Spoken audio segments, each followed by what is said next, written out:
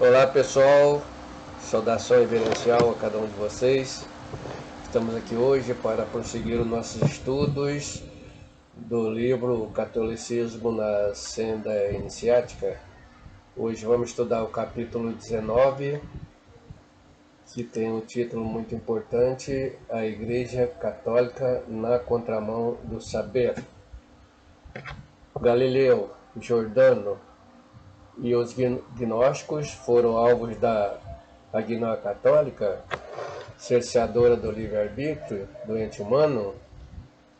Ao bem da verdade dos fatos, o livre-arbítrio sempre se relaciona com a consciência, com o conhecimento, com a compreensão de cada um de nós, num regime de interdependência e numa proporção direta. Em sã consciência não se pode conceber um livre-arbítrio desatrelado do conhecimento e da compreensão do conhecimento.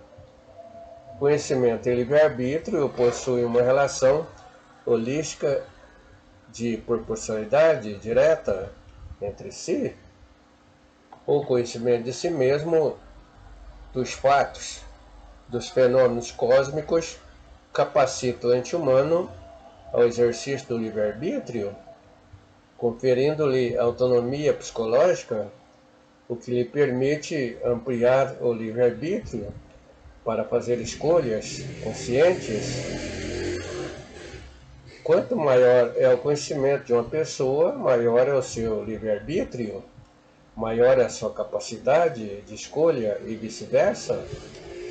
No cru realismo dos fatos, não se pode falar que existe livre-arbítrio na pessoa que não possua autonomia psicológica, que são ignorantes dos fatos, que as mantêm vítimas das circunstâncias, que são alheias às realidades que as cercam, que não conhecem a si mesmas.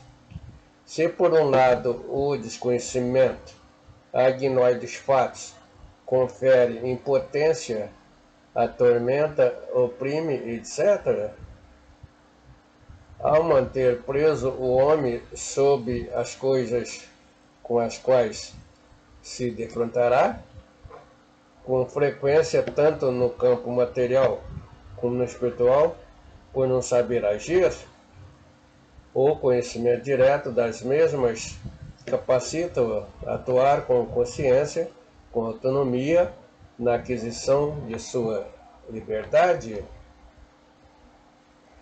Na realidade, o livre-arbítrio do homem é restringido por uma série de fatores. O livre-arbítrio é uma faculdade nata do homem a ser construída ao longo de sua existência.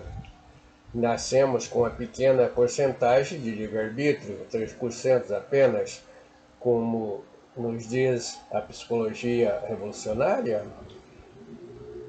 Daí que, se não o construirmos com o trabalho diligente sobre a gente mesmo, nos tornaremos vítimas das circunstâncias, ao invés de protagonista do nosso próprio destino. A agnóia ou ignorância é sinônimo de escuridão, tanto material como espiritual. A agnóia tem a capacidade de conferir limitação à capacidade do homem a exercer o seu livre-arbítrio. Ela diminui drasticamente o potencial de livre-arbítrio do homem, condicionando-o apenas a uma remota possibilidade de se fazer escolhas em determinadas situações. Se a agnose, por um lado, é um fator limitante do livre-arbítrio, a agnose, o conhecimento, é um fator ampliador do livre-arbítrio, que conduz o homem a se libertar da roda do sofrimento imposto pelo destino. Permite ao homem ir de vítimas da circunstância a protagonista do seu próprio caminho, do seu próprio destino. O cristianismo iniciático, por meio do Cristo Jesus e dos apóstolos, trouxe o conhecimento para a ampliação do livre-arbítrio do homem, trouxe a luz ao mundo. O cristianismo cultural, por meio do santo gnóstico, ao comando da loja negra, trouxe a gnóia, a ignorância ao mundo, o fator de restrição do livre-arbítrio do homem. Quanto maior for o conhecimento de uma pessoa, maior será a sua capacidade de escolha, maior será a sua liberdade de escolha, maior será o seu livre-arbítrio. Nesta conformidade, o homem poderá mover-se, agir-se, cumprir grandes desígnios. Quanto maior e melhor for a sua capacidade de escolha, quanto mais amplo for o seu domínio sobre a sua liberdade para dispor à vontade de possibilidades, maior a sua capacidade de exercício do livre-arbítrio. Por outro lado, a maioria dos seres humanos é limitada pela sua própria ignorância, é marcada pela incapacidade de escolha, de exercer o seu livre-arbítrio. O conhecimento espiritual do cristianismo iniciático permite ao homem iniciado nele a tão preciosa prerrogativa de possuir a autonomia psicológica, ser o dono e senhor do seu reino interno. Se por um lado o conhecimento cristão iniciático, a gnose, patrocinado ao homem de boa vontade pelo Cristo Jesus, de modo direto, amplia o seu livre-arbítrio e o conduz à autonomia e à liberdade.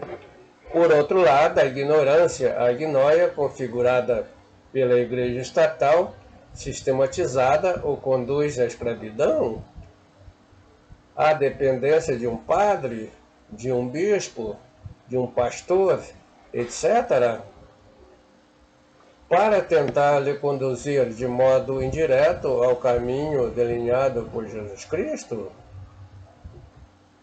Para a Igreja institucionalizada, instância terceirizada pela loja negra, para conduzir de modo indireto a cristandade ao caminho mapeado pelo Cristo, Jesus nunca foi interessante conferir o conhecimento ao homem, pois isto poderia lhe trazer autonomia e independência do serviço da igreja institucionalizada.